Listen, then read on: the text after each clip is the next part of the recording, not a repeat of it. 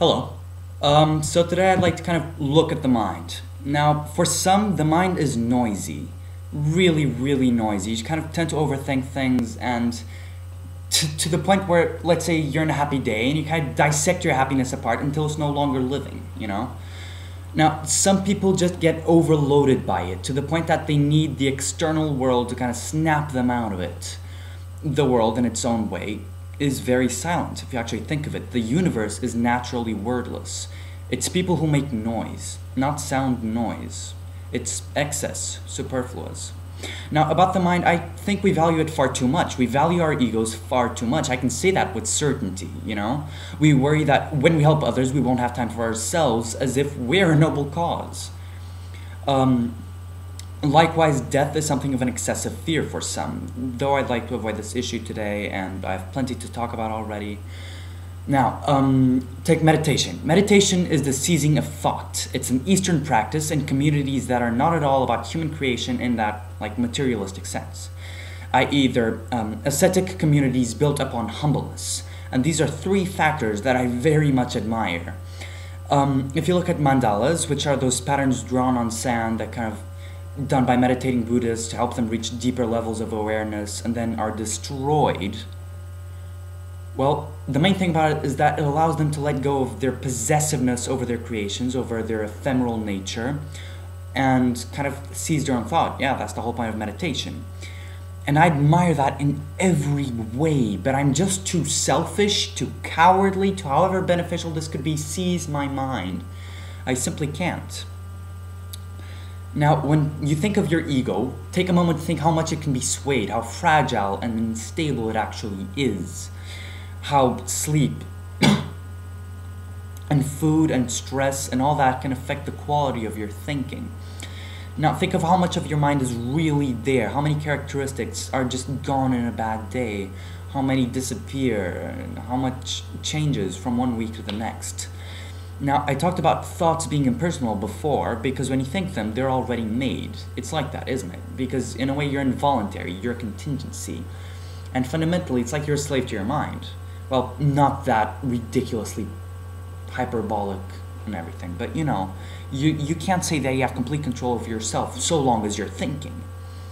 Now, this is where I take a step away from Descartes with his solipsism and such, though I admire some of his ideas, such as when he talks about essence, and I'll get onto that later on another video. And I'll take the steps of both Heidegger and Sponville instead, in saying that the I is rooted in the world, in the external. That the mind can cut itself off from it, but it can't live without it.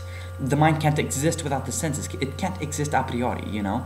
So, let's say you're having a terrible day and just overthinking things and every single detail in your life seems terrible.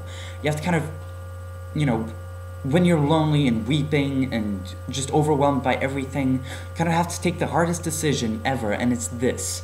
Recognizing that your mind is small, tiny, ridiculously, absurdly insignificant. You're insignificant. At least so long as you live in your head, because your mind won't do you much good most of the time. It's the thing getting you down in the first place.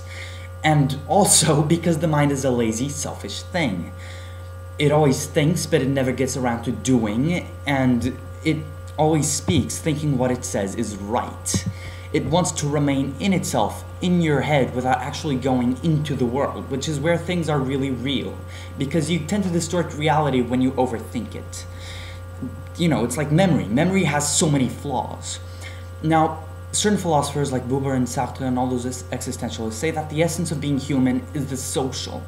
A TED Talk on how to live to be 100 plus, however contestable it can be, repeats this over and over and over like a mantra, and it is a very valid point, that you need people to survive, live, long and prosperously, if you'll mind the reference. No.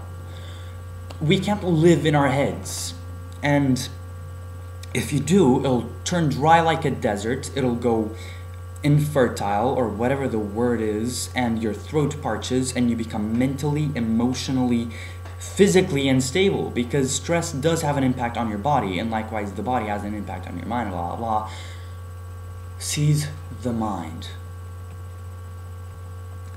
Someone recently wrote on Facebook, can't be deep, obviously, it's like pearls to pigs, I know, But it was something that I very much fancy. I don't know if it's a quote or if she wrote it or whatever, but it's this. Knowing is not enough. We must apply. Willing is not enough. We must do. The FTBA.